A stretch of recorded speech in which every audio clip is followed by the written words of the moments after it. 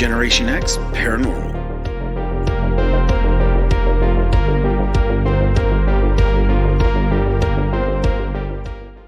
Well, hello, everybody. Welcome back. Hey, everybody. So we've got a really interesting show today. It's not often we get to talk to somebody local, well, sort of local. We're both in Missouri, so we're pretty excited to have our next guest. But kind of in with that, paranormal investigation. There's so much different things you can say about paranormal investigation. Some people call it ghost hunting. Some people call it whatever have you. Whatever it is, our next guest is definitely a subject matter expert, right? Absolutely. Yes. So Russell Reynolds is who we're going to be speaking with. And he is the founder of Beyond Life Paranormal Research in Missouri. And he is also a team lead for Cold Spotters in Missouri, or Cold Spotters, Missouri. So that tells you right there that not everybody gets invited to do that. That's a pretty big deal. No, it's a big deal. So, yes. You know, without further much ado, because there's so much to go through and talk to him about, rather than just sit here and hear me for a few minutes, why don't we just get right to it? Hey, Russell, thanks for joining us. How you doing? Good. Thank you for having me. Well, we're pretty excited to have you. For starters, we usually aren't that close to home, but we're in the Missouri state as well. So it's kind of nice to have a local face. Yeah. So, but listen, not to take too much time going through intro, I really want you to talk about yourself. I mean, tell us a little about yourself. I'm Russell Reynolds. I'm the founder of Beyond Life Paranormal Research Missouri. I've been investigating the paranormal for close to 30 years now. The group kind of started back in New York State, where I used to live, in like 2006.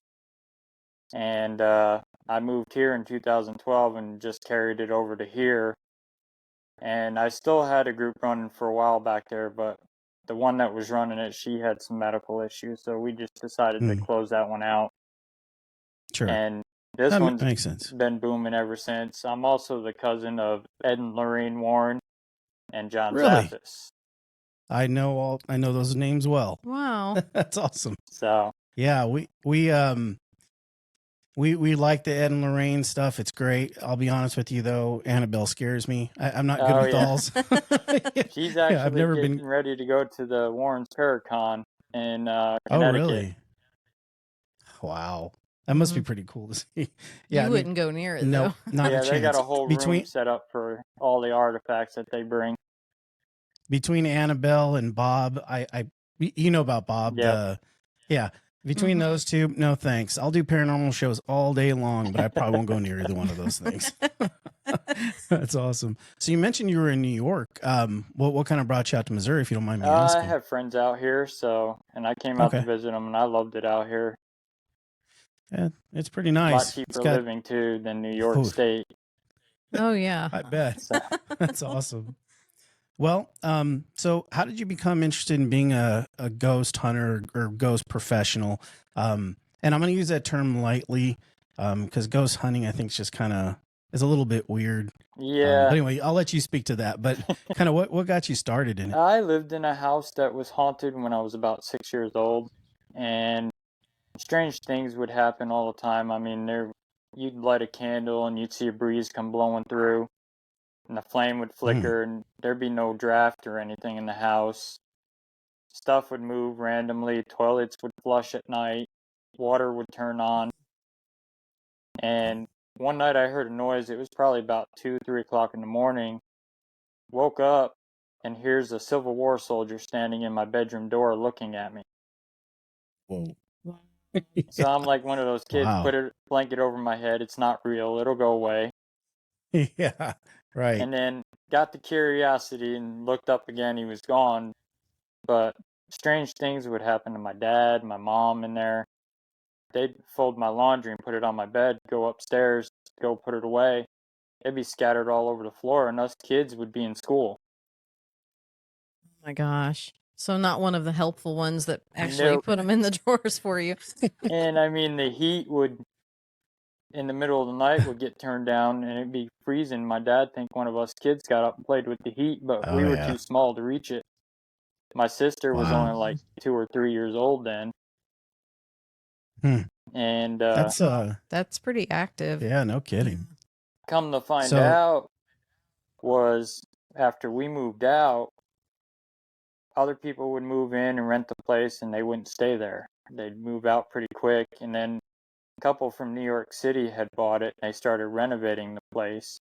And they opened one of the walls and they found Civil War maps, uniforms, guns, money, bayonets, and Must have been like a safe house or something. it actually was you know? a Civil War hospital and base. Oh, there you go. Okay. That makes perfect sense. I mean, everything was Wow. original from the 1800s. It had the skeleton keys and everything for the doors. I lived in a house like that Yeah. growing up, so I know what you're talking about. And it was active as well. Yes. I think all of us that kind of get into this have some kind of a personal, something that happened that got us into this. Yeah. I mean, I don't think anybody just stumbles on it, And then even as I got older, when I moved, my neighbor's house was haunted as well, and I used to stay there as a kid too with their son, and we would see people walking around. We seen a little boy one night just sitting there throwing a ball against the wall. Wow. And That's pretty active. And then it turned and look at you and then disappear. So I guess I would be still pretty much So is that area kind of just all a bunch of older houses? Yeah. Is what I'm guessing. Okay. Yeah, it was out in the That makes country, sense. so there's a lot of farmland out there and dairy farms. And just out of curiosity, was that the Hudson Valley? it was actually the Sullivan County area, the southern part of New York. Okay. We're just curious. We've done a show recently about Hudson Valley, so just kind of Okay, I know made where me Hudson think about it Valley for a minute. is. Yeah. Yeah. I've done a few investigations up in there. That would be a lot of fun. Yeah, that'd be very enjoyable. I don't know that I'd want to live there, but it's kind of a little too active for me, to be honest with you. Missouri's got its history too. Yeah, it sure does. And we'll talk about that for sure, because I think we share an investigation. Well, I would imagine anybody in Missouri kind of shares this place, but so kind of taking a bit of a step back. Well, what is your thoughts on ghost hunting versus what I think you guys probably do more? I wouldn't say it's ghost hunting. I think paranormal investigation. Yeah, it's more like paranormal investigation.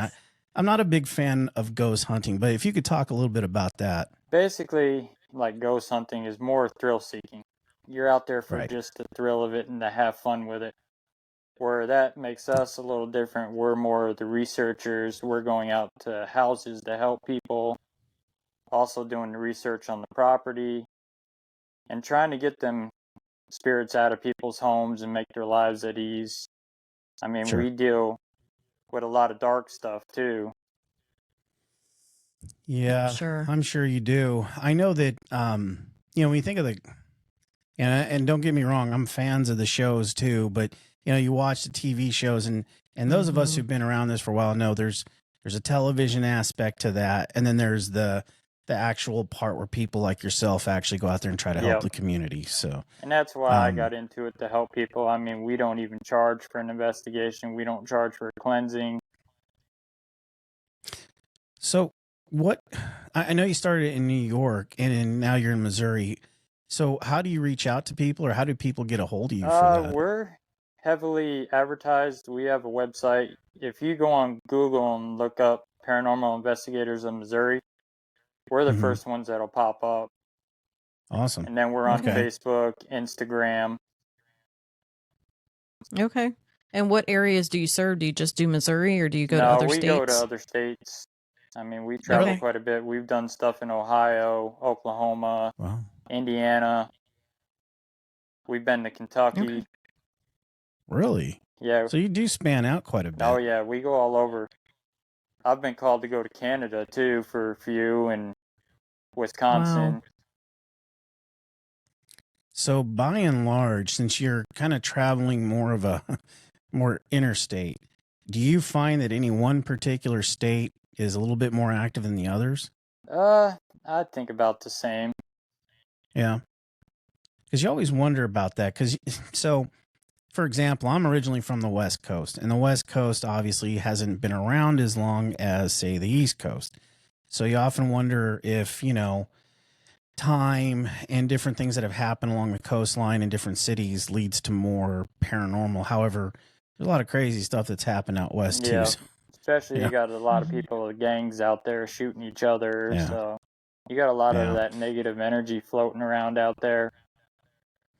One of the places that we love the most, not we've done a show on it, but it's Tombstone. I'm originally from Arizona, Okay. so but you're right. A lot of that kind of that negative or the negativity, especially the gunfight and stuff like that.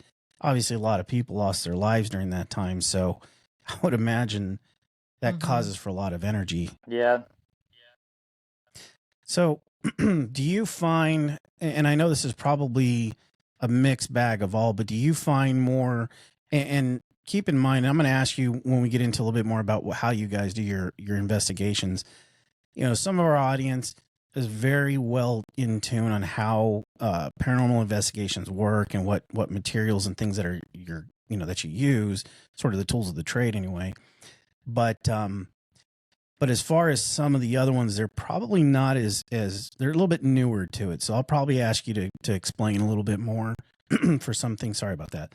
But so do you find that hauntings are typically more, say, residual versus just escape me. What are you asking?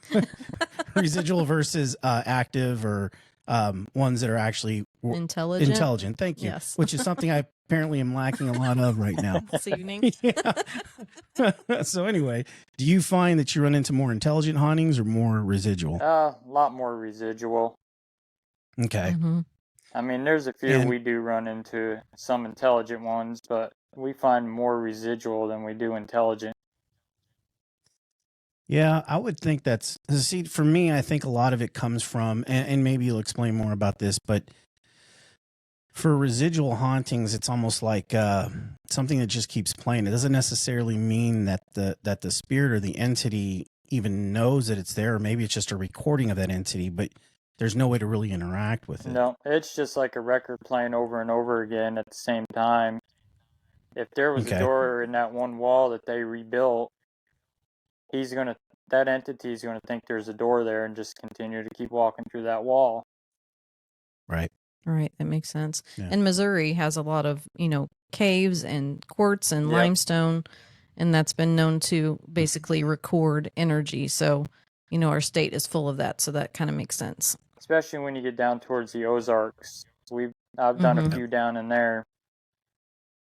Yeah, we're in that area, Yeah. so we Okay. know, and we're pretty yeah. we're pretty in touch with that.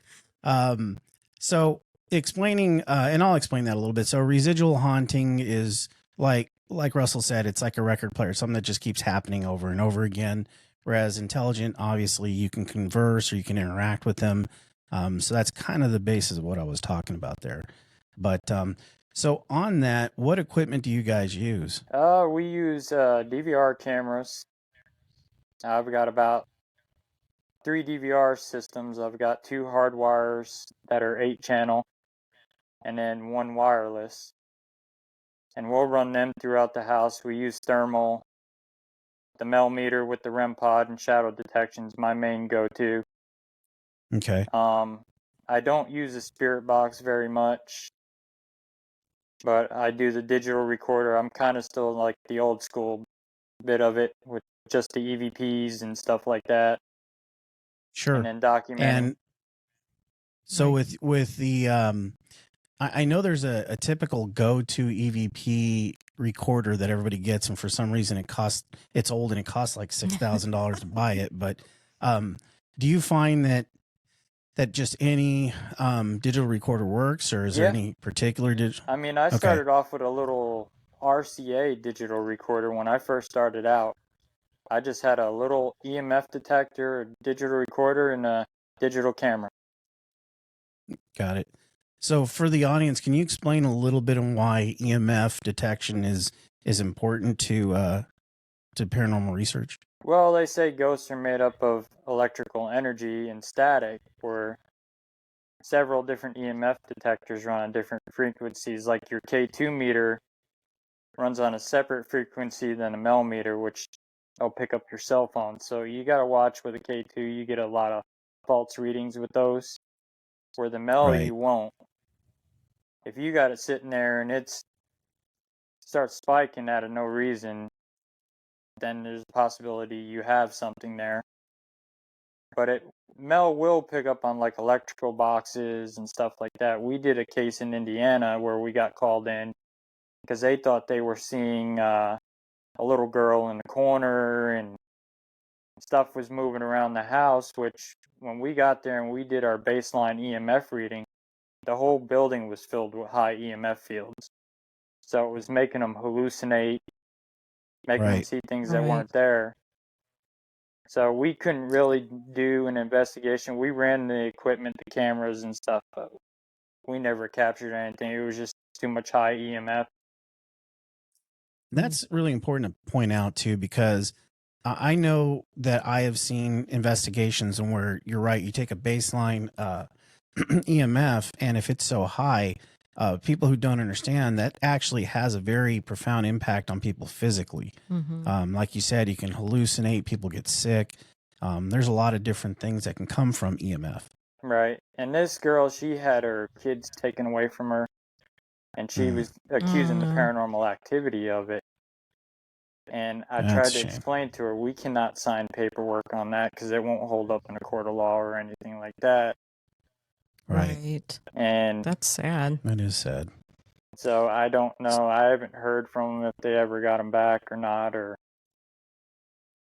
yeah, I mean, hopefully they got some of that EMF taken care of. You know, I mean, the building used to be a factory at one time, and then they just converted it to an apartment complex. Right.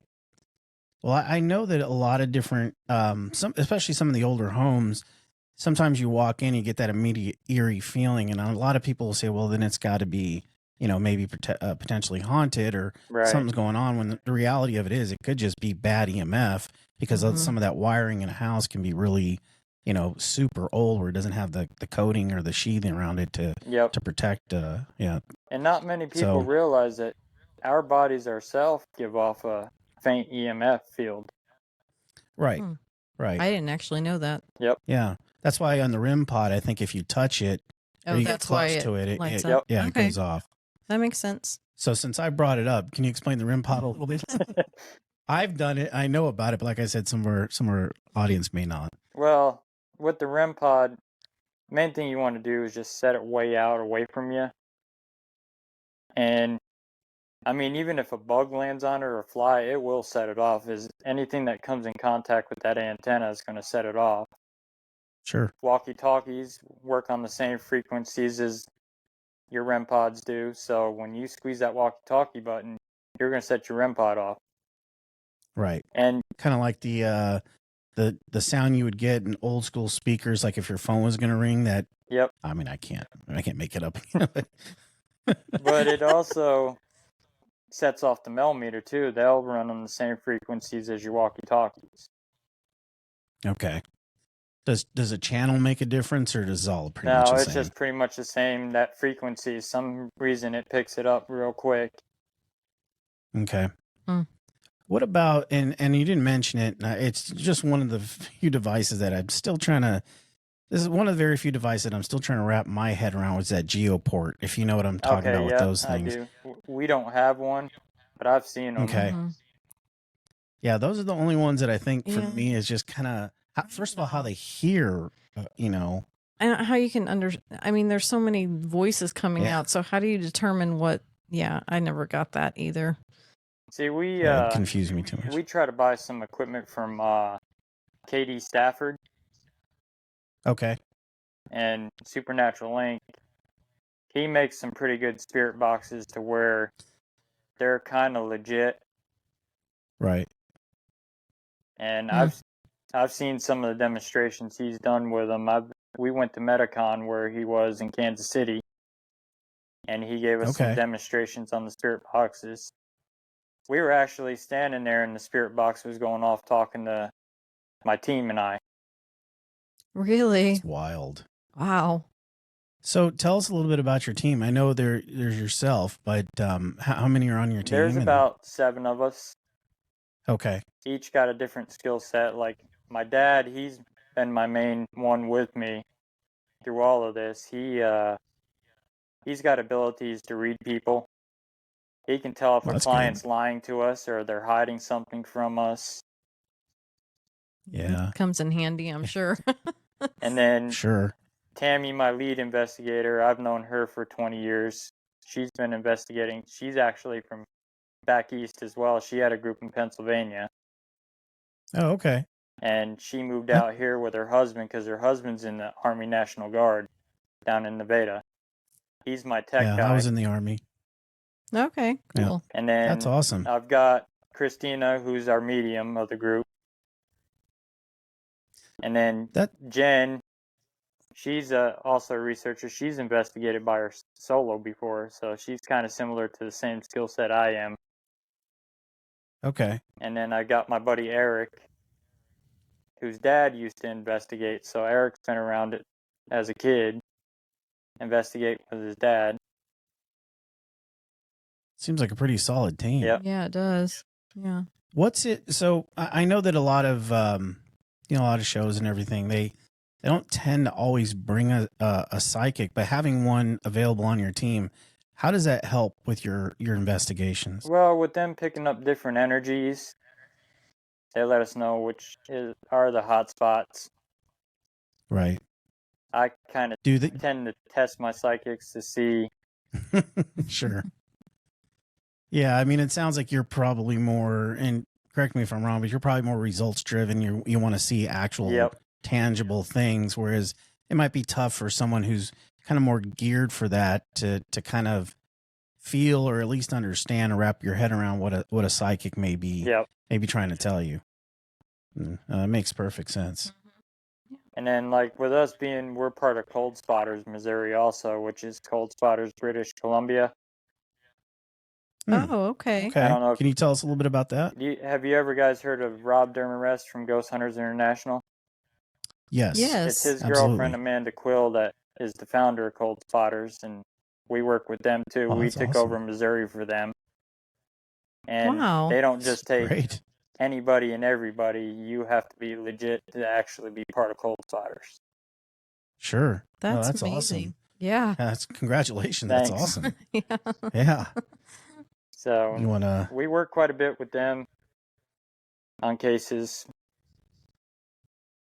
Yeah, Ghost Hunters. I mean, that's one of those mainstays, that I think everybody kind of is into. That's been in this for a while. They, kind of started it off in a way as far as like television is concerned. Yeah. You know? At least made it much more mainstream anyway. And normal. Yeah. Say normal. Yeah. Especially Rob. Rob's a good dude. I've known Rob for over 20 years. Him and I both grew up in New York. So Rob's actually the reason why I got started. He helped me get started. Yeah, that's really cool. And there's a funny story behind that. I used to be a DJ. Oh, okay. Okay, and cool.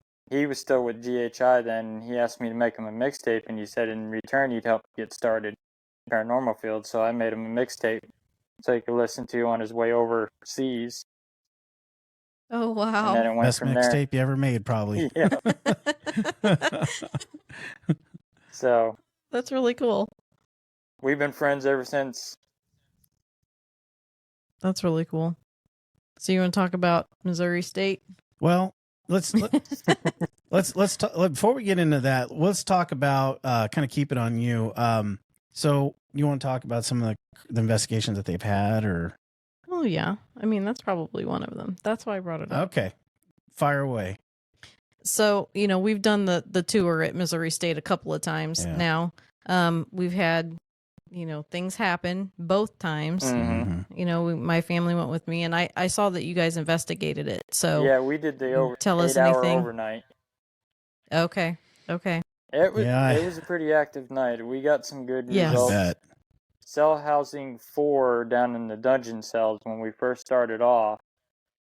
We got all set up, and we were all ready starting to record. I was filming on my handheld full spectrum camera, and we heard a woman go, "Hello?" And they never housed women down in the dungeon cells. It was only just firebug. Right. Right. Yeah, and the firebug, that's an interesting story. Yeah, so that's the guy that got put into the dungeon for, what was it, 18 years, I think it was. And, you know, for starting the fire. And I think he went blind, didn't he? Yeah, he ended up going blind. Because, I mean, the only light that's down there is actually the hallway. That's it. There's no lights in the cells. Yeah, we did that part too. And then, you know, they tell you, okay, we're going to shut the light off. And, you know, I've been to sea. I've been out there where it's been what I would have considered pitch black. But you don't realize what pitch black is until you've been in pitch black. Yep. And when they kill that light, it's like all of a sudden all your other senses like go into hyperdrive. You now know your heartbeat. You can hear you can literally, your hearing just increases by like tenfold. I mean, for me anyway. You want to know about my aunt and uncle went with us the first time, and it was the time period where the tour guide was like, okay, we're going to be quiet for about a minute or something like that. And he was just like, 5 feet away from us, I think. And we just hear him whisper to my aunt, "Did you say something?" And she's like, "No." And then he just does this. Because somebody had whispered in his ear. Well, I heard it. We were across from each other, and I heard shh. And even I was like, okay, either that was a tour guide saying, "Hey, you guys need to be quiet," or because it was so loud. Right. And that's what he heard, and I'm just like, yeah. But he heard it right behind his ear, and my aunt was the only one standing there, and then there was the wall. Yeah. So there was nobody else back there. Right. So it was, Yeah. It was pretty significant for that time. We had another experience down. We finished off in the dungeon cells. So we had motion lights set up, one of the music boxes, because we went with another team that weekend. And we brought this young girl with us. She had just started investigating. So I got near the last motion light, and I just stood beside it, and I was acting like I was a guard, telling him the firebug, he's in the wrong cell, he needs to come out. Well, music box went off, then motion light, and then the one right next to me. And immediately this girl just flipped out. Oh my God. And the rest of my team are just standing there laughing because she's like, he's standing there and it's standing next to him, that light's going off, and he's not moving. Not my first rodeo. That's what I told her. Yeah. And even when we started off that night, there was another two that wanted to go with us, and I'm like, well, if you get scared, I suggest you not go with us because you're going to see something. You go with us. Yeah. Well, and that's one of those places where, I mean, there's activity to me just about everywhere. Yeah. The only place we didn't really get activity is up in the female wing. So that's interesting. They don't like males up there. They will not interact with guys up there. If the females go up there by themselves, they'll get activity. Even Diana, the tour guide, was telling us that. Only females go up there. So we had a really interesting, I say interesting because I'm sure it can be debated, but you know, when iPhones first came out, they did, or not iPhones, but when they did that, where you would take a picture and would do a series of pictures. Yep. But then you would only get the one. So, but if you held it down, it would show you like a video, right? Like a real quick video. Well, this one here goes into goes into one of the female cells, and I go in there, and we're both like, it just feels. It just felt off. Felt like a blanket was on you, you know, one of those weighted blankets. And I'm like, okay, something's going on. So we both kind of step out, and she takes her phone, turns around, and hits the picture picture button. Boy, I tell you, hits the button to take the picture. Well, we didn't think much of it, of course. And then, you know, we went through that whole, and that was the same trip that the dungeon thing happened. When we got home and we looked at that picture, when you force held it, you could see and this is something I always have an issue with, an orb. But you can see a light manifest. By the way, as you know, it is completely dark in there. So nothing's going to emit its own light. No. and it just kind of shows up and then does this like beeline right at me, right out the door towards her, and I'm like, okay, that was interesting. And when we first got into paranormal research, and you take a picture, and if there's dust in it, you see all the orbs, and you think, well, you got or a ton bugs, of right, or bugs, and as we've gotten further along in all the years, obviously we know that that's just light refraction off of dust, but this literally manifested in thin air and then came out, and it had motion with it. So we were both. That was one of the very few where we're like, hey, I was a little freaky, but I'm kind of really glad we got this because that's pretty solid. And then when we were in the last time we went, we were in, is it B cell, where you had the male with the four levels, and then that's where the dungeon was. Am I saying that right? Or which cell is that? Or is that A cell? I believe that's in cell housing 3. That's where solitary is and death row. Okay. That's the one with where the roof got blown off. Yeah. From the tornado, that's and the they replaced oldest part of the prison. That's where the dungeon cells are, is in cell housing 4.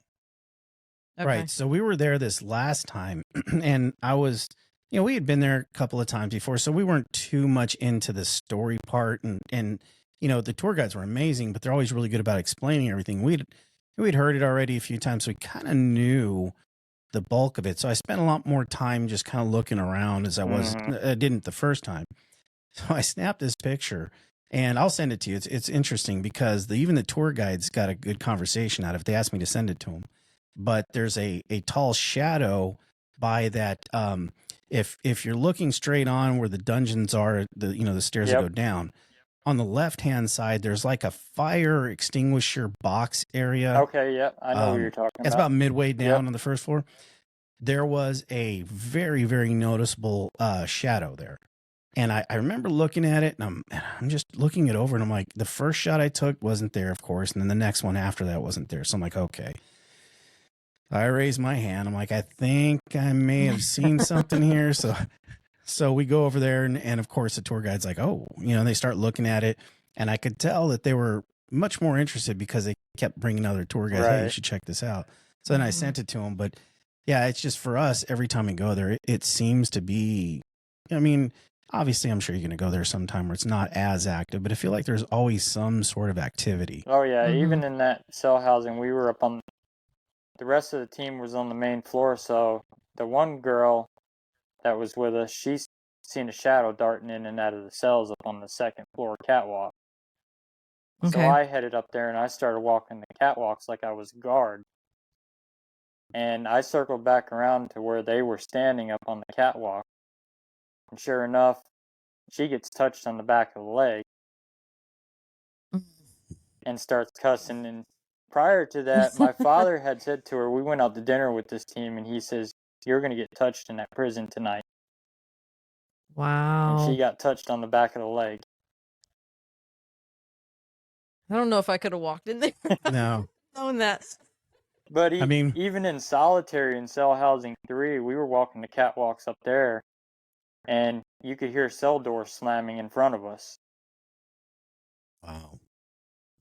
And that's the thing, that if you've never been to one of these sites that I think a lot of viewers and people that have never really been to any of these now closed, even penitentiaries that aren't closed, but there's so much energy there. There's just a feeling immediately. Yeah. Yeah. And look, talking about that catwalk, I always feel something when I walk in there and look up there. I almost don't want to look up there because I feel like I'm going to see something. There was a picture captured off the second floor catwalk when the tour guide Jenny captured a picture up there of a shadow leaning over the rail looking down. Yeah. See? What's so weird about that? No, it's there. Is when you walk into Missouri State Penitentiary, especially that particular building, you almost feel like you're the show and they're the audience. Like they're watching you.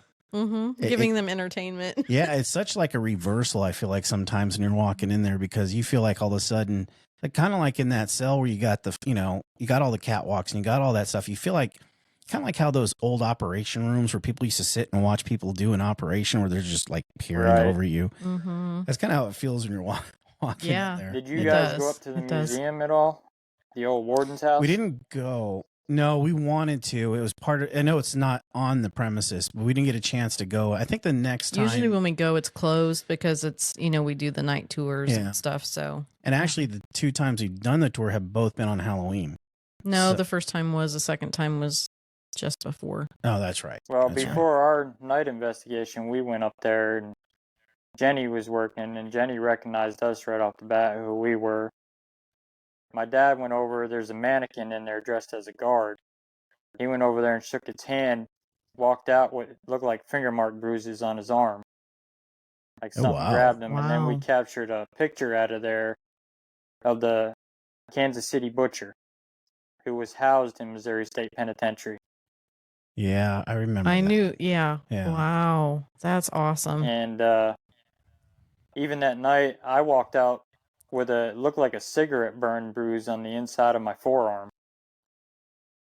Wow. Well, they used to do that, didn't Yeah, they? they To did. each other. Yeah. Yeah. Mm.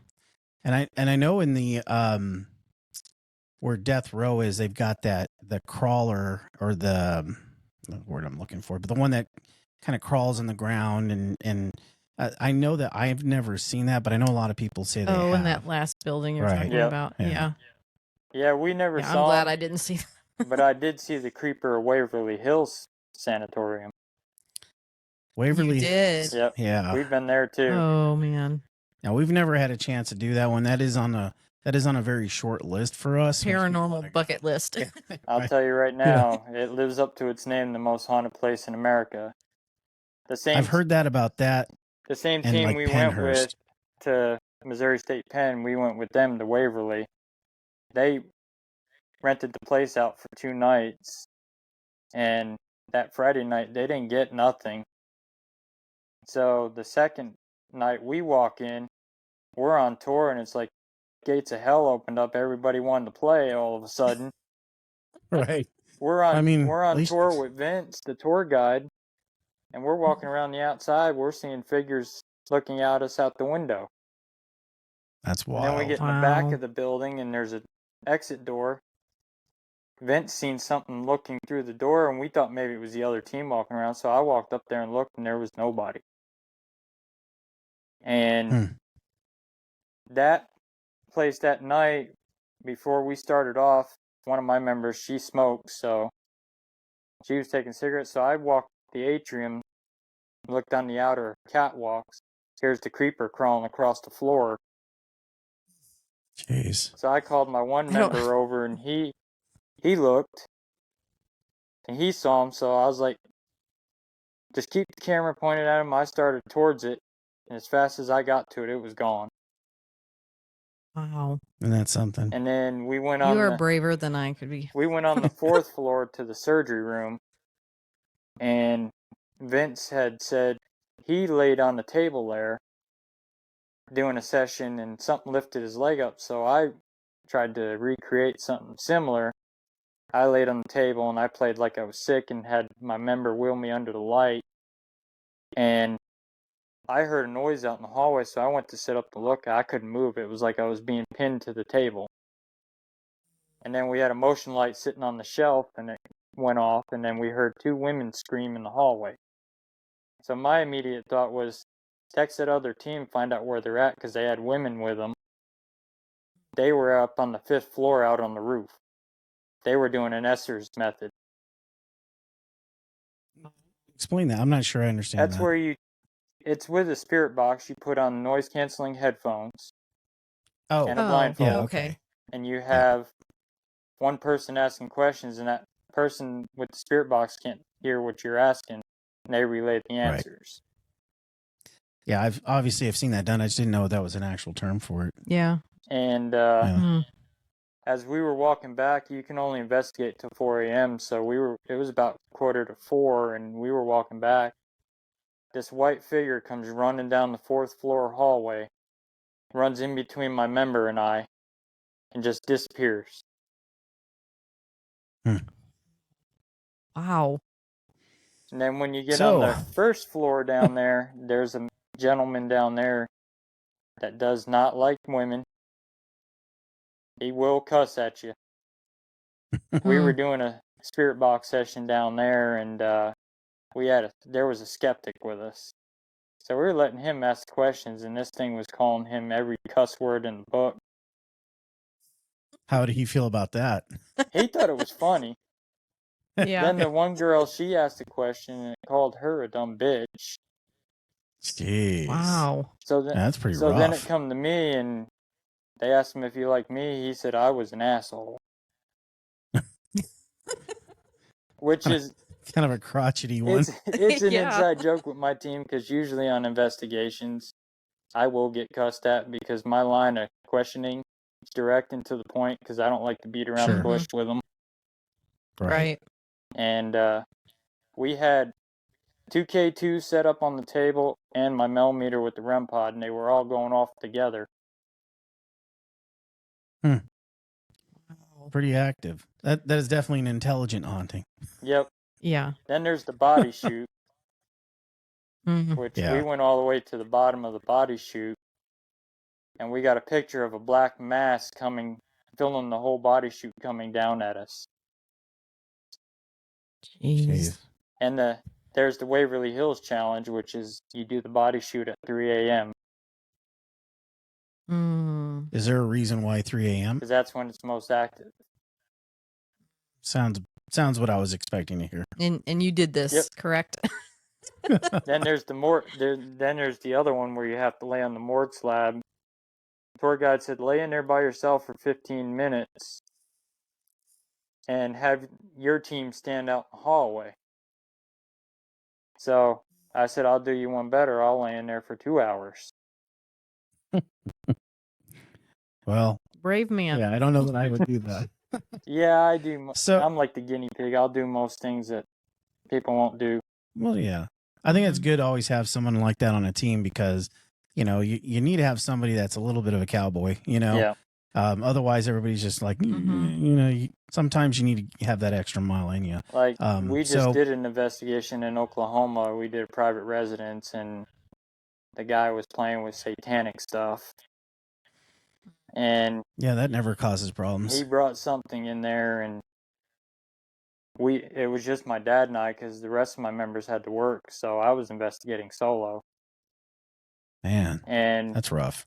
Our one DVR camera started pulsating in the hallway, and all of a sudden you see this big black figure just show up in it.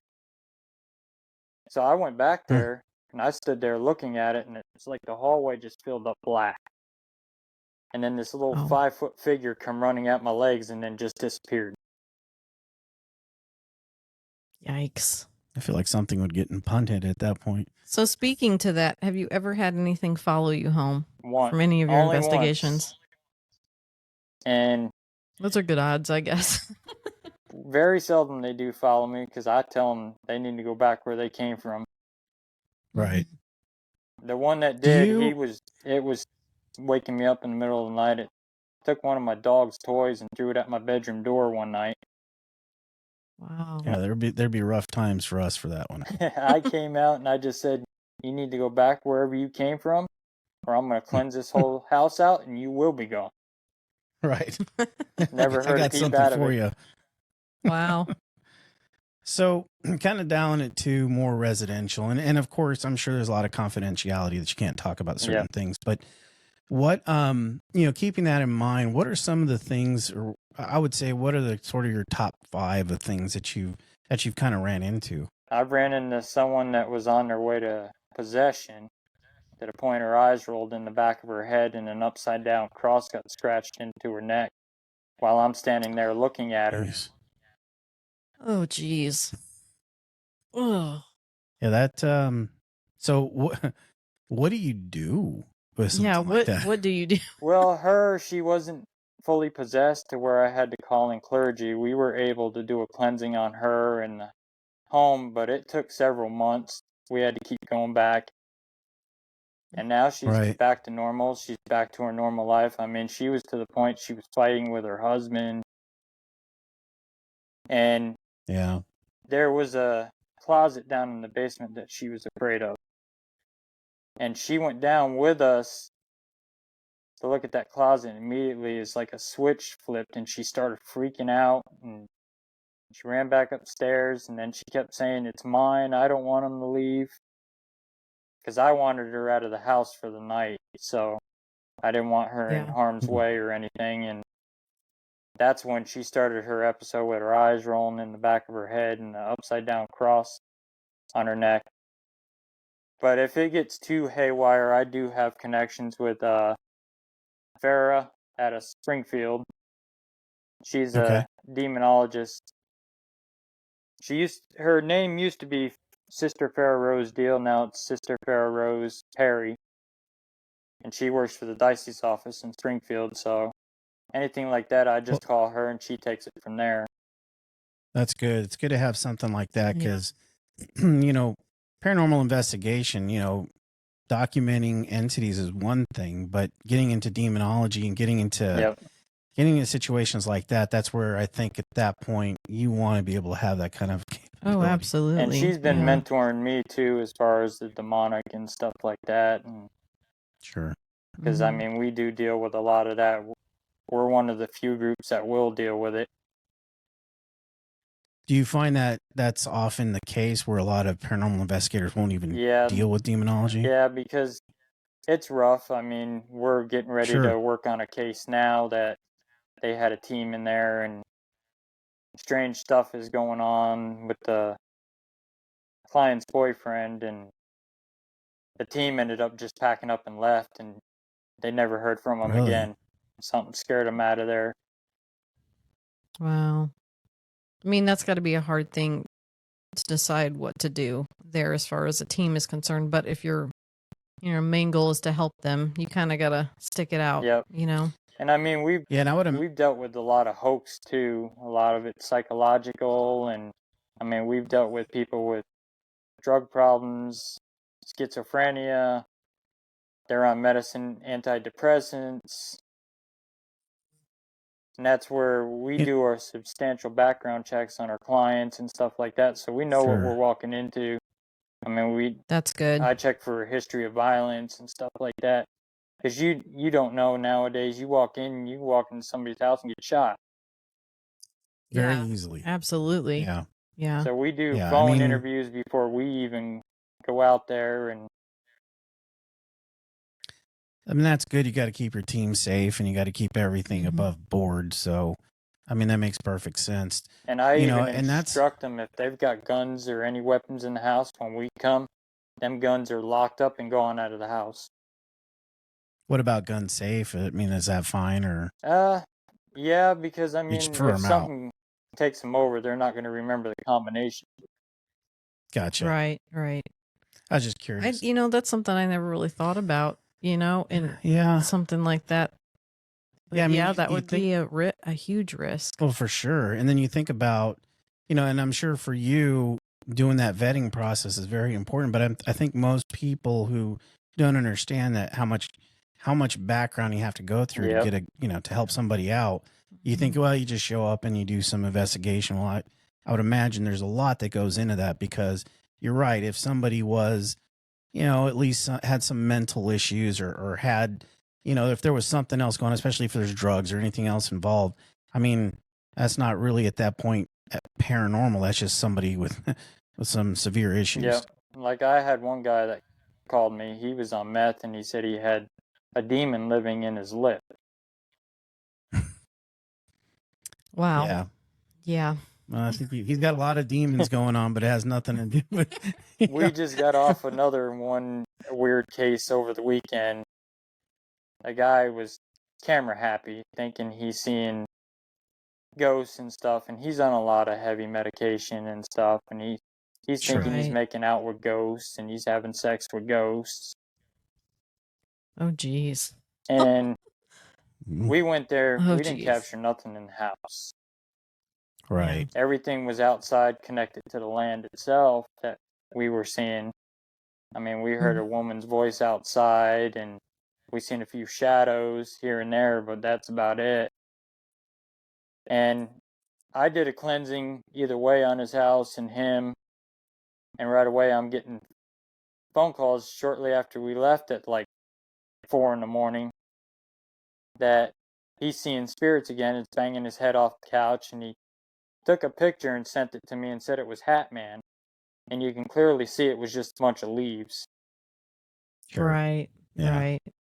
Well, medication can really screw you. Yeah, you bet. Yeah. I mean, I hurt my wrist not that long ago, and they gave me medication, and I thought I was flying like Superman. Yep. So, I mean, Yeah, and I mean, it's it just easy is what it to is. make you hallucinate. Yeah, for sure. So it sounds like, and it's great. You and your group have a lot of compassion in what you do and for the people that you're helping.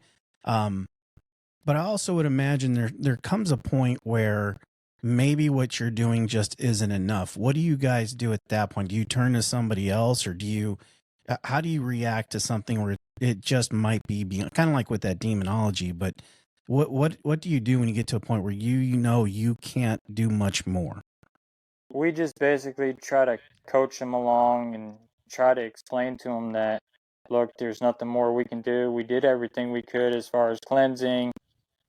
If they don't follow our instructions, then, like I tell them, with us being so busy, we can't just drop everything. We got other people that need us to go Sure. back there and do another cleansing because you decided you wanted to invite something else back in.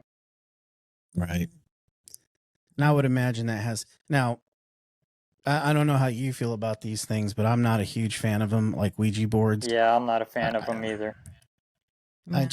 I know that a lot of people say that that's just another device to communicate, but I'm a big fan of saying that something you can buy at Walmart on clearance is not something I want to bring into my house that I can talk to a demon on.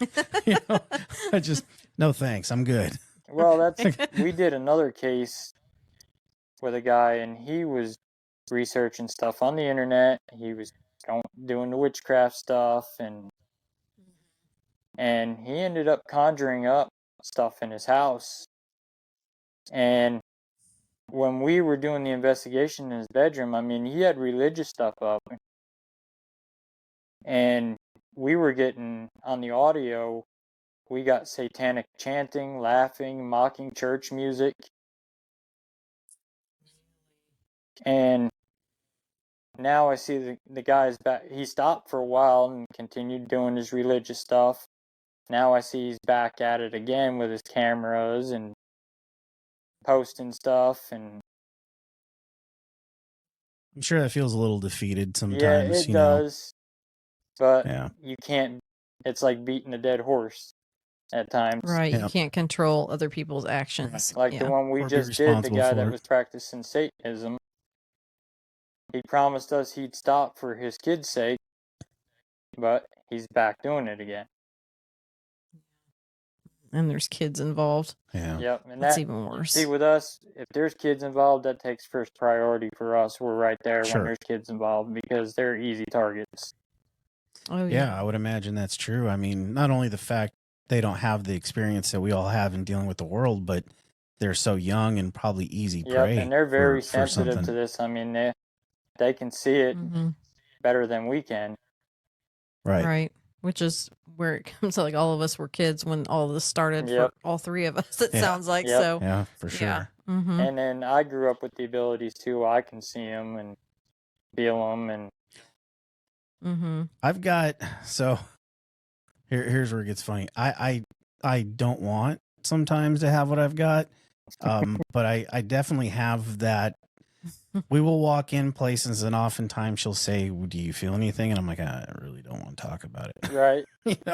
you know, and it is, it's not only is it a gift, but it's definitely one of those that if you don't know how to control it, it can be pretty rough getting around certain places. I mean, especially if you're not strong enough to have control of your body, something can take your body over because you're too open to it. Yep. Yeah. For sure. I had a former member that was like that, and she would get sick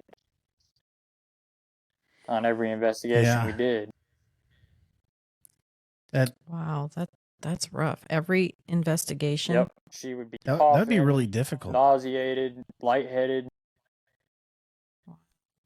We actually had to carry her up the body chute at Waverly. Oh my gosh. That'd be really tough. That's a long way to that's a go. rough place to try to do and that. that incline. Yep. Yeah. Oh, geez. Well, Russell, go ahead. No. And even with a lot of the kids too, we get a lot of them. Parents try to tell them, "Oh, there's nothing there," and they don't believe, and these kids are pointing at stuff. And we did a case Right. where these 3 kids, the one daughter threatened to stab her mother with a pair of scissors, and the rest of them wouldn't talk or anything to us, and we finally able to break through to them, and they were just chatterbox, and they just come up and gave us all hugs. And it's good. I mean, that's where it makes it worth it, you Yep. know? I mean, you go through, which I'm sure it's significant cost for you guys to go out to different places, especially not charging anyone. So, Yep. you know, that's kind of a great payment all in itself, is knowing that you have actually helped somebody. Mm-hmm.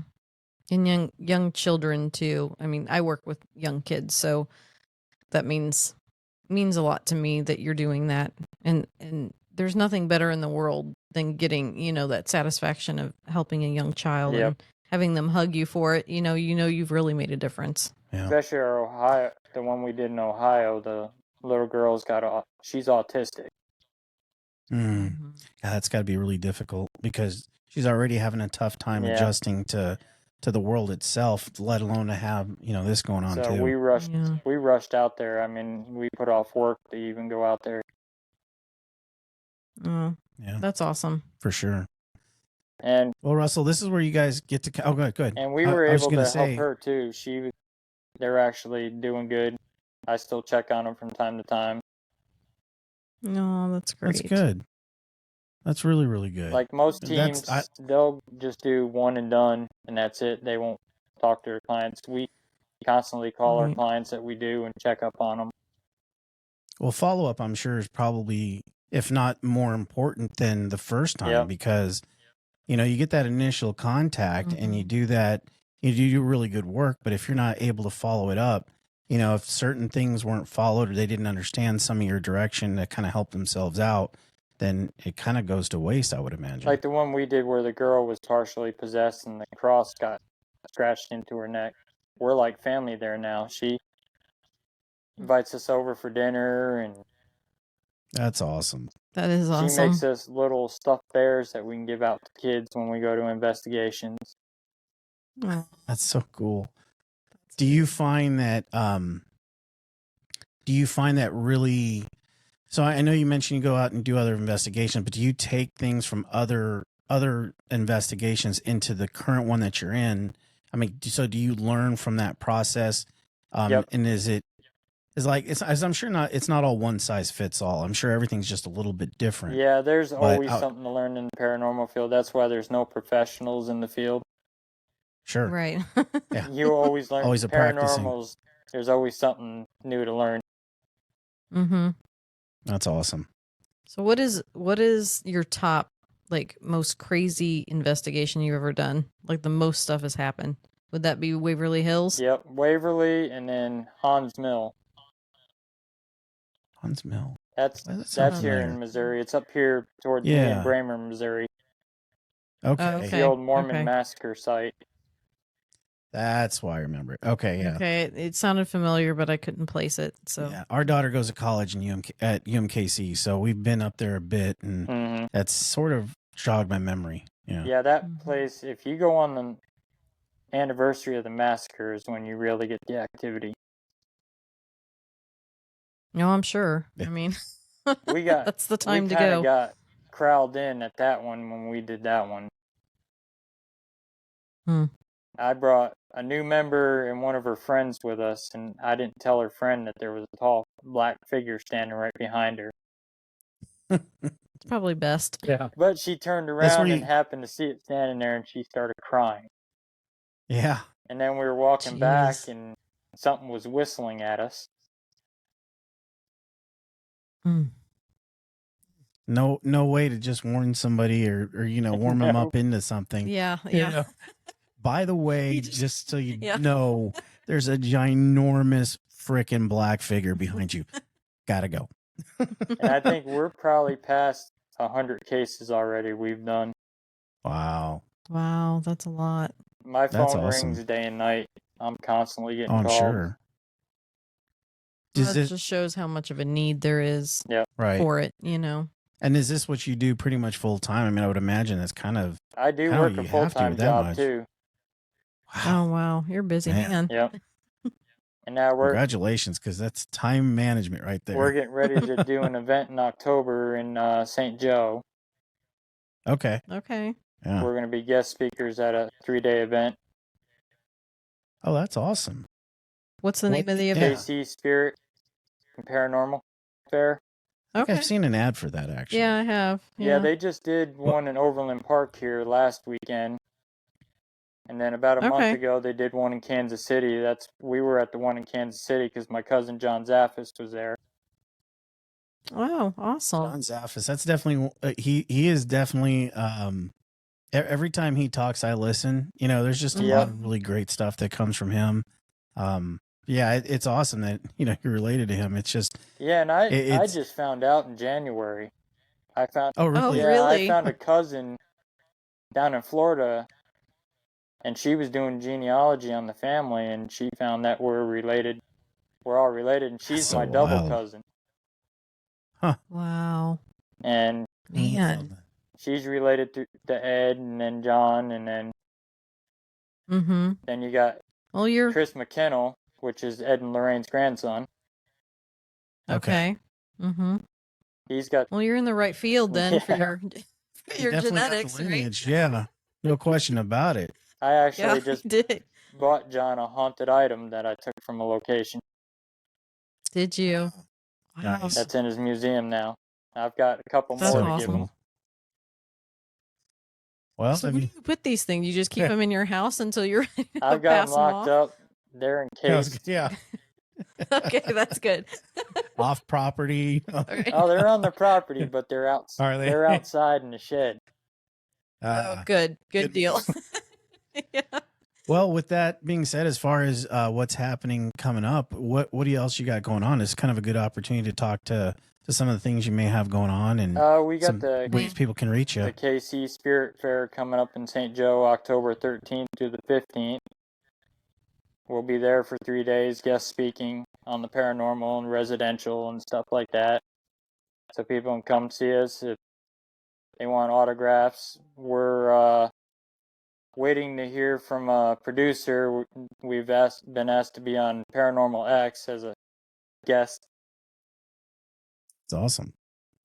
Congratulations. Yeah. That's awesome. Really, congratulations. They had to put it on the back burner for now because they were filming another series for a major TV network. So, well, that's exciting. I mean, great things ahead. Yeah, no kidding. And as far as people getting a hold of you, as you said, they can get on your website and obviously on Facebook as well. Yep. And then all they have to do is search us on Google, Beyond Life Paranormal Research Missouri. Okay. Awesome. And same on Facebook, and then we're also on YouTube. Oh, okay. It's that's awesome. Beyond Life Paranormal Research, the Missouri edition. Perfect. We'll make sure and add the links. Yeah, to we'll all add of our links. stuff as Yeah, well, for sure. so that they can get in touch with you. We've got a if they need video to. on there where I took several different hunts. Our Waverly one's on there, so is our Missouri State Pen. Oh, great. And then I'm going to go take a look. Haunted movie theater that we do in Marshall, Missouri, which was on the episode of Dead Files. Oh, Dead Files, yeah. That's a great show. Did you ever hear of Dead Files a lot? The episode called The Madhouse on Dead Files? We probably watched it. I just don't remember. That's the movie theater that we do. Okay. Well, maybe we'll go check it out later. Yeah, absolutely. That place, well, Russell, that's another place that's active. Oh, I don't doubt it. I mean, you get some of those What older is it places. about theaters? Well, it just maybe like the energy that's in there. Yeah, I mean, people go there for an that escape. Theater, there's a confirmed death out front on the sidewalk. Oh. Then there was a girl that got kidnapped about 100 feet from there. Jeez. Then there was the Ming's Hotel, which Ming shot his porter in the face. And then they locked Ming up in a mental ward, and he escaped and made it back to his hotel. Cops came to get him, and he shot himself. Jeez. That's where I remember it from. I remember that part. Okay, yes. Okay. I do remember that. Yeah, That rang a bell when you said that. Okay. yeah. Frank Yeah. Cello, the manager, shot Estill Turner out on the sidewalk for messing with his wife. Yep. I have seen that. That's wild. And Well, Russell, we're going to give you some of your time back because it sounds like you're pretty busy. oh yeah, we're staying pretty busy. We're getting ready to go out on one this weekend. I also have my own podcast. I'm getting starting this Friday Oh, cool. through Great. Supernatural What's the Inc. name of it? Supernatural Inc. Okay. Yep. Awesome. We will definitely put that link as well. Is it already up on where are you hosting it through? Supernatural Inc. Entertainment. Okay. Okay. Well, yeah. And I'll be live on my Facebook page, my YouTube.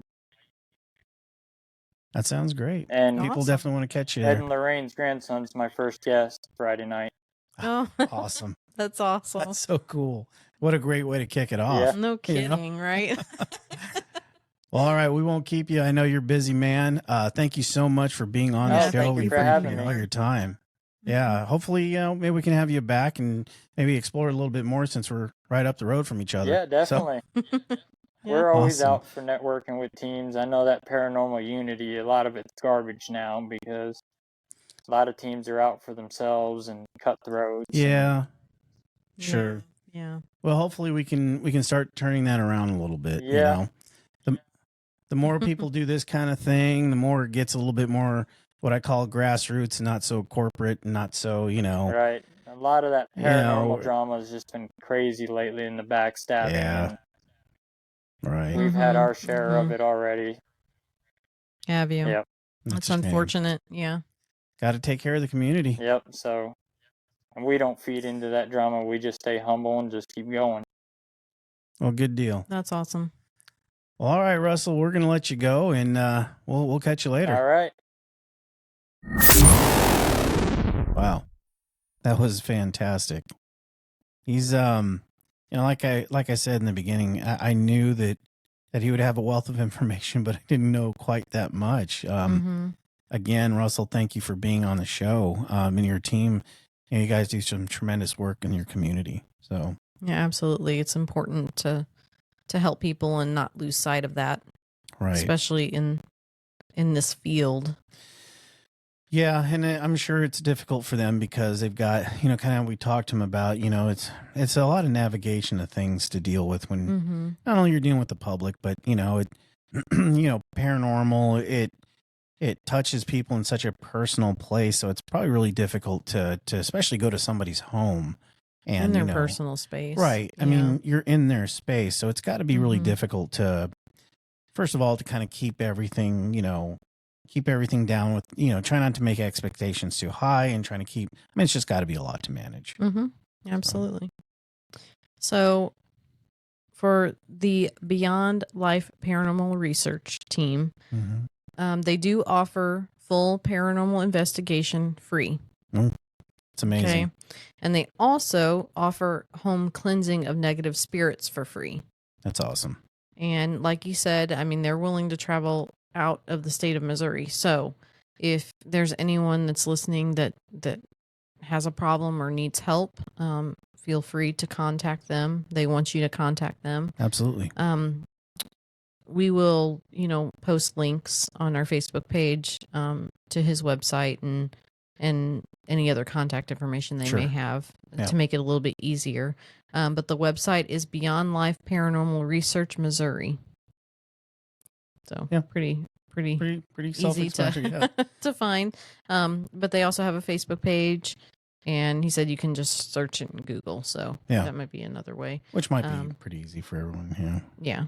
Yeah. Well, again, another one of those episodes where you just at the end you're just like, wow, that was blown away a little bit, which is good. Yeah. That's definitely what we try to bring you guys is stuff that maybe you don't know about or you just haven't seen on TV or, it's just one of those things where you don't get to see this type of stuff every single day. So we're happy to bring it to you. But other than that, hey, thanks for coming and listening to us talk again. And other than that, we can't wait to see you next week. Yep. See you next week. Bye.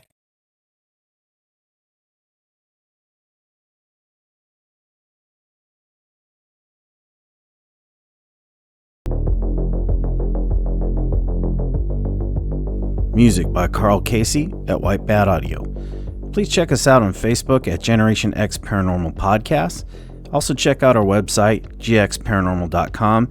And if you want to reach out with any stories or anything you want to reach out to us for,